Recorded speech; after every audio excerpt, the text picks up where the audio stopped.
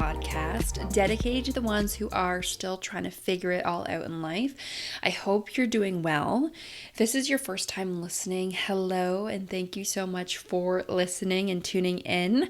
I'm Juliana, and I'm a 28-year-old who has consistently felt lost in life, and like I've always been behind as I navigated my 20s. I created Nobody Knows to share my experiences and advice in hopes that we can relate to one another. We also have guests on here from time to time to spice things up with different perspectives, knowledge, and expertise of figuring it all out.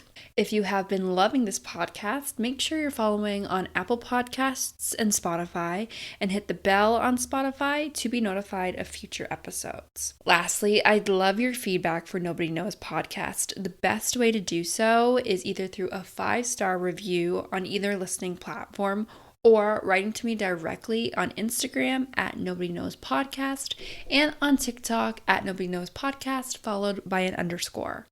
We have finally made it to April, but I just want to ask if the vibes have been off recently. Definitely last week with the eclipse and Mercury is in retrograde. I just feel like the energy was very bizarre and unsettling. My yoga teacher said that when we go through unsettling periods, that definitely brings like uncertainty, chaos, and it usually signals a transition of sorts. So if you've been feeling this way too, I hope that you find some peace, answers to your questions, and or maybe even a new side of you. Let's hop into today's listener submission or Reddit submission. This one's from Reddit again this week. So this person wrote, "Do most of you stay home like 90% of the time? Curious to know, I see people on social media having this time of their lives, and sometimes I'm like, damn, I wish that was me. But also know that a lot what you see isn't real. Do most of us adults just stay home most of the time?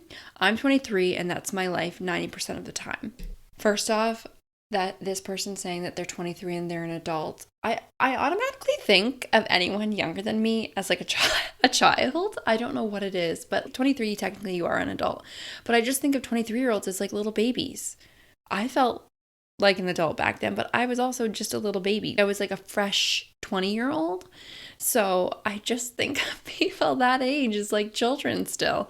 But that does check out. And I feel like I have been enjoying my time at home more and more. I feel like the pandemic was a blessing in disguise because before that, I was always going out with my friends. I was always doing something every single weekend, having major FOMO. And now I am just like so happy to do nothing and relax and have my own little routine. I'm also not embracing the feeling of being guilty for being introverted and wanting to stay home. That FOMO that I used to have was definitely rooted in me wanting to have alone time and everyone else was going out. And so then I felt, one, I wasn't being sociable or extroverted enough. And I just realized now I am the way I am, and I still have really great friendships and I still have a great relationship and I check in with my family. But the only reason I do that is because I have time for myself and spend time on my own, like in solitude. I also need ample time to recoup. As I'm getting older and older now, I think the amount of business days that I need to recoup, re-energize increases each year as I get older. I want to know what you think. Being an adult, whatever age you are, like, do you have issues with staying home? Do you find that majority of your friends also stay home? What's the vibe? What's the sitch? Is it similar to me? Also, with my friend group, all of us are like dispersed now. Majority of us live in completely different cities, so it's not even like we can really catch up during the week. We have to either plan things, people have to come home, people have to travel, go all over the place to see each other. So for the most of the time, we are at home and we're just texting each other. But I want to know if it's the same on your end. Let's dive into today's topic. And if you're watching on YouTube, I have this beautiful Anthropology mug. I hope you're settling in listening to this with a nice beverage. It is 8:19 when I'm recording it at night, so I won't be having any coffee or matcha. I had a matcha and I had a coffee today. lots of caffeine for me. So right now I'm having some spearmint tea in this lovely, beautiful Anthropology mug. If you want to see what it looks like, check it out on YouTube. I also have this little critter named Larry at my feet. He's so cute. We are doing some training with him right now, and it's going swimmingly. It's going really well. The biggest thing I've learned about training is that the dog is not necessarily not in the know. It's like the owners. The owners need the work. They need the training, because Larry picked up the training literally our first session, and we'll be on session 4 next time. And I'm still struggling because the way you have to communicate with him, it's like a dance, you know? It's like I'm reprogramming my brain to communicate with him. So he's doing great. I, on the other hand, I need more of this training because I need to get it. It's taking me a little bit longer. But he's doing so well, and it's really great to have that connection with him and build that up more and not feel anxious when we take him out for a walk, because he can be a little bit reactive. But yeah, we're just really grateful to have the trainer that we do have. Shout out Claire.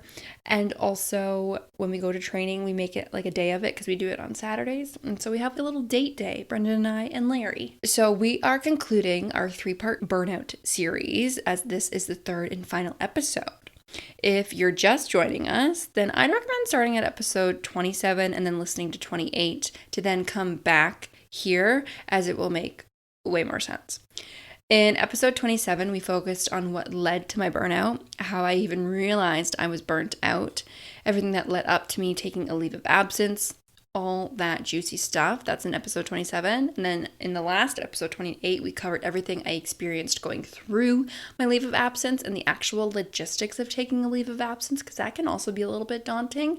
And when you're not feeling 100%, you're like literally operating at 20, if that, like you are on E. It can be really exhausting to have to go through all of the little minute details of getting an approved claim through your insurance provider, going through all of that. So I try to get as detailed as possible in that episode, but the logistics of that. And then finally today, we're going to wrap it up with my return to work plan and how I'm currently navigating all of that. I also want to say thanks to everyone who has reached out to me with feedback, insight, and like advice on this series. I was a little skeptical, if I'm being totally honest, because I didn't know if this would be valuable to others. I was also going to be extremely vulnerable in these episodes, and so that just in and of itself was really uncomfortable to me. So I was very like critical and like very aware of what I was sharing and talking through. But I'm really glad that it has helped some of you, and I'm really appreciative that you've reached out to me just to let me know that. So where do we leave off in episode 28? We'll do a quick little recap. I had taken my leave of absence and was learning how to rest and tune out the opinions of others, specifically people who didn't understand why I needed the break. And my full leave of absence lasted from September until November. And so it wasn't until November until I started to think about work, not in like an unhealthy, anxious type of way, but more so just in a general curiosity of, okay, what's everyone doing? You know, you have your coworkers, your friends who are your coworkers, and you want to catch up with them. What's going on with your clients? And it wasn't like pitter patter, my heart was going at it, like anxious, like I used to be. It was more so just, I actually genuinely want to know like how they're doing, like how is everyone doing? And it's funny because when I initially took my leave, my therapist called this and she said, you'll know it's time to go back to work when you genuinely start to get curious about work again. And when she said that, of course, I was running on E with my tank. I was just like completely depleted. And so I was like, yeah, I'm so sure I would do that. Like, I did not believe her. I thought she was joking. And I just couldn't like even fathom missing work at the beginning of all this because I was so in pain and mental anguish and just like not being able to think clearly. But you know what? She was totally right. So the first thing that I did with my like return to work plan, when I realized, okay, I'm actually in a place, I've set out some good strategies, some good methods on how to cope with my stress. I've also just relaxed. Like I was not in a stressed, anxious state. I was sleeping through the night. I was doing hobbies I like to do. I was just like mellow. I was in a really good spot. First thing I did was obviously like communicate this to my bosses. And I don't even know if I messaged them like personally or got back on my work computer. I don't think I actually even got back on my work computer because I like didn't want to like dive head in first. But I did message them and just be like, hey, I would love to like set up a meeting just so I could chat and touch base with you on like where I'm at and how things are going. And we met and I told them that I've been doing my therapy. I've been talking to my family doctor. I have now built like this personal routine of mine, going to yoga, like cooking with Brendan, doing things that brought me joy, taking care of Larry, taking him for walks, little things like that, that made me confident in coming back to work. And also I reiterated that my therapist also felt the same way. And furthermore, I had set out a plan of return to work with my therapist. She advised that I go back to start off part-time, and I'm really glad that she said that, because while I was interested in going back to work, I think diving headfirst 5 days a week full-time, that was really daunting. And I was like, oh my gosh, I feel like I could fall back into old habits really easily if everything was just coming at me 24/7 at work. So she advised me to go back part-time, and I did one day off, one day on. So I did like Monday, Wednesday, Friday working, and then had Tuesdays and Wednesdays off, and I did that for 2 weeks. And she advised you could do that for longer, but I just wanted to start with that. And eventually I found that things were okay. But obviously it'll be different for each person. However, I strongly recommend doing the one day on, one day off, because some people can also do the half days. So they'll do work in the morning or work in the afternoon and then have vice versa off.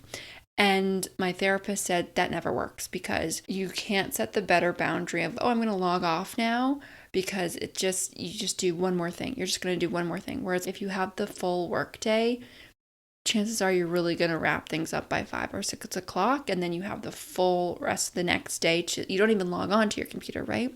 But like when you're at your computer, it's easier to like do more. And so that defeats the purpose of slowly weaning yourself back into work. I would highly recommend doing one day on, one day off. And that is what I brought back to my bosses. I was like, this is what I want to do. And they were really receptive. Again, I have to just thank my employer so much, because they really supported me, and I didn't expect that from them. And they also didn't have to give that to me. A lot of places don't, right? But I just really appreciate how supportive they were and understanding. And I don't take that for granted. So I told them the plan that I wanted to do, and they were, like I said, very receptive to that. And that in and of itself felt really bizarre. Starting out in my career, obviously, like I'm several years into it, but I'm still like a newbie. I'm still like a young child in my 20s still, right? And I've never been one to set those boundaries about myself in my personal life and in my professional life. And in my professional life, it's extremely uncomfortable, because like I said, I'm always like the yes person, the people pleaser. Like I'll do whatever anyone else tells me to do, but me telling other people what I'm good with, that was like a big win for me. So I gave myself like a big pat on the back for that, because I walked in there with some brass balls being like, this is what I need and this is how it's going to work. And it did work. It was really effective the way I went back to work. I wasn't anxious. I wasn't overwhelmed. It was a good lean back into everything. So then while I was getting ready to go back to work, I was also working with my therapist on what she called a relapse prevention plan. Okay, and it's so funny because of course I take this incredibly seriously. Hello, that's why we're doing these episodes. But to say relapse prevention plan, it sounds so serious. And it is. But for me, it just emphasizes the disregard or like still the misunderstanding of mental health, and how it's a never-ending process that you continuously have to work on. It's like any other disease, disorder that you have. You always have to be on top of it, and you have to take it just as seriously as everything else. And so in that plan, it highlighted like some of my triggers, some of the things that I should be cautious of, like perfect storm of things, like how my burnout started to begin with, to be mindful of. And then it also included strategies of like how to cope with that. And then furthermore, it also talked about people or resources that I could use that could help me implement those strategies or give me a reminder of those strategies. So once I had filled that entire plan out, I not only shared it with Brendan and my family members, but I also shared it with my bosses. And I said to them, just so you're aware, this is a plan that's set in place. Should you see any warning signs or anything that's, oh, like maybe we should talk about this, just direct me back to this link. Hold me accountable. Of course, this plan is my sole responsibility, but I ask for your support if you should see anything that might be cause for concern to just say, hey, check out this link that you provided me way back when. And I think that was also helpful because it just brought them in more into, I'm really dedicated to like improving and ensuring that this doesn't happen again. Like I want to get better and I want to learn as much as possible from this experience so that it won't happen again. Some of the strategies I still use today. One of them was super, super helpful. It's a delta positive of your day. Essentially what you do is you like get a blank piece of paper and you write down key moments, key events in your day. Like when you wake up, if you want to get super detailed, you could be like brushing my teeth, making breakfast. Typically you'll want to include all of your meals in here. Let's say if you take your dog for a walk in the morning, taking the dog out, taking care of your animals, whatever. If you go to work, like outside of your house, maybe you get ready, pack your lunch. I don't know, I'm just making things up. But for me, it would be getting ready and then sitting down at my desk, going through my morning routine at work, having lunch, stopping work, breaking and taking that lunch. I typically take Larry out at lunchtime, so that would be a part in my like list of my day.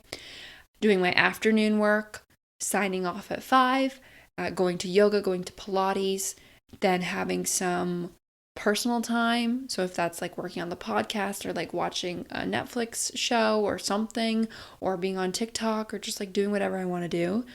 And then also like connecting with Brendan, having dinner, and then getting ready for bed. So like you just write down your entire day. And then as you're going throughout the day, you mark each of those events as either like a delta, so like a negative, or a positive. And as you go throughout your day, you can see if your day's turning out to be more of a negative day or if it's turning out to be more of a positive day, or maybe it's like completely neutral. And so that really helped me specifically for work when like people were asking me to do extra things or people just said that they needed help. It would help me to sort of gauge if, hey, do I actually have capacity to help out this other person? Or in terms of like personal, let's say someone wanted to go grab dinner randomly and like I'm a very planned type A kind of person, if you didn't already guess. Do I have the capacity? Do I have the mental capacity, the energy to go and be present and actually do that dinner, go to that dinner? It's been very helpful, and I feel like I only use it now when I'm a little bit more overwhelmed.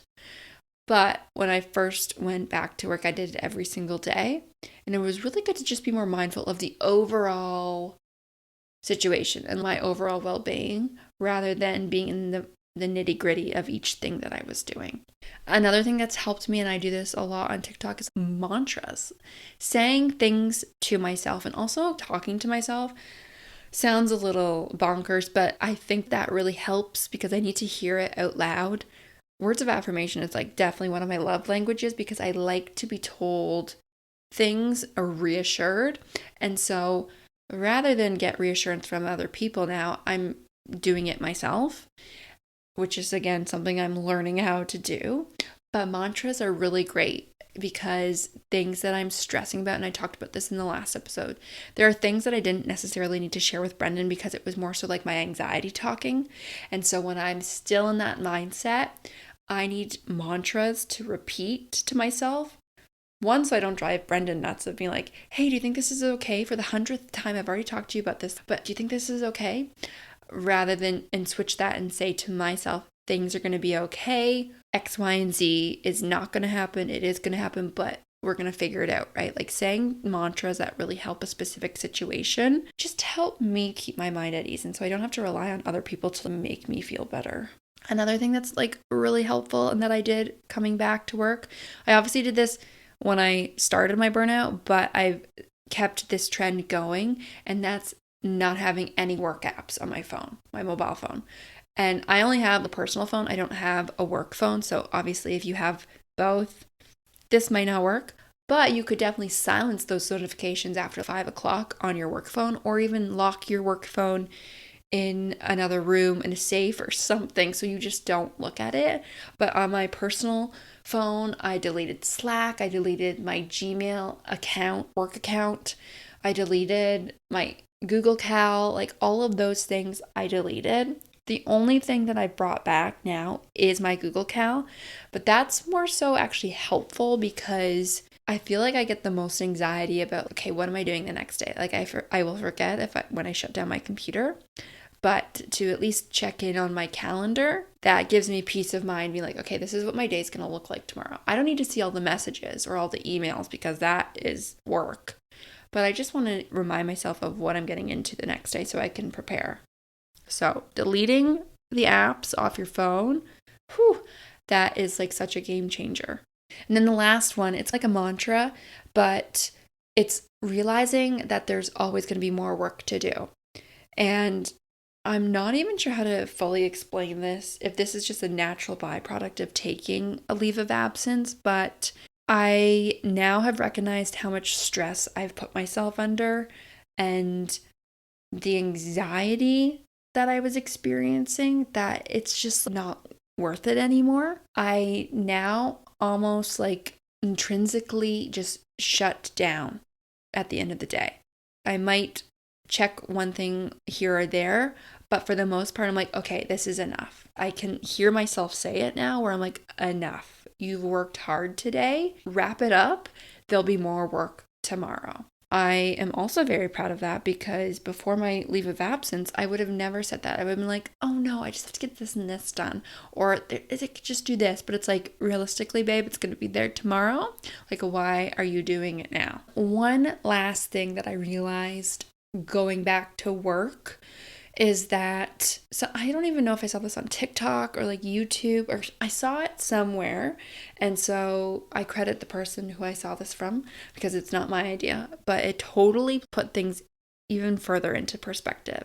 She said, imagine like a glass of water, and when you're at work, you have your fist in the water. That's like the analogy is when you're at work, your fist is like in the glass of water. So just picture that, and all the water is around your fist. And then when stressful times come and you have to remove yourself from work, so you remove your fist from the water fills in the spaces of where your fist was.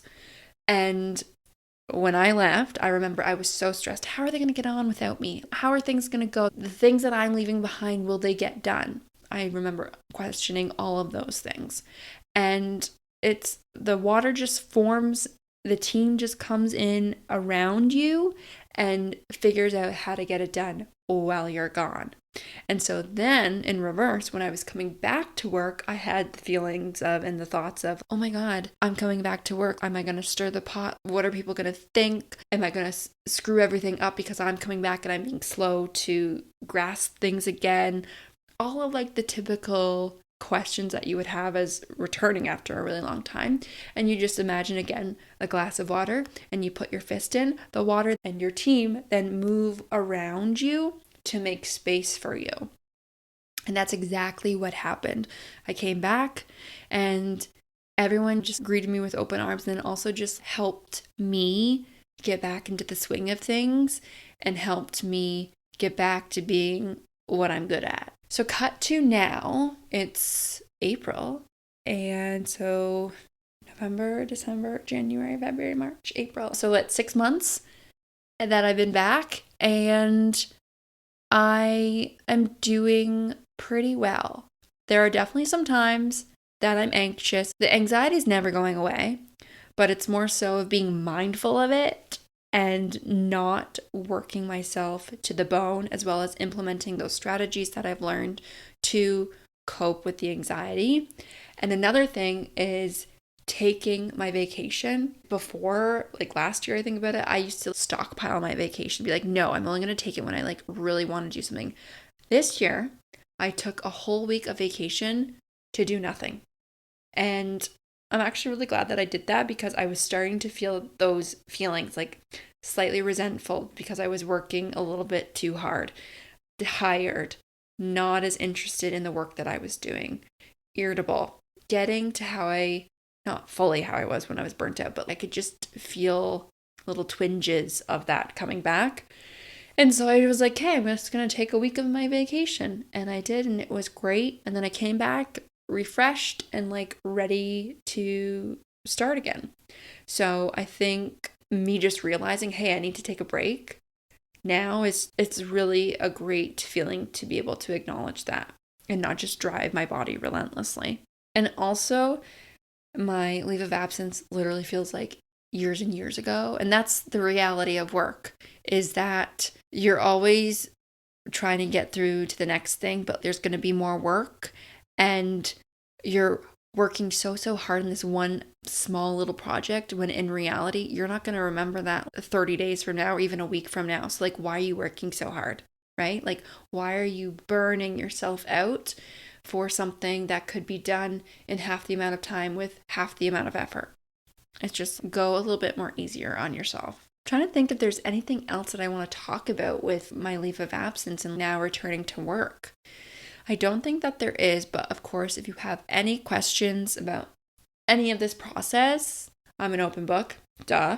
So reach out to me. You can reach out to me on Instagram or on TikTok, or send me an email if that's what you do, I am here, and I just want to help you if you're going through something similar. So please reach out to me.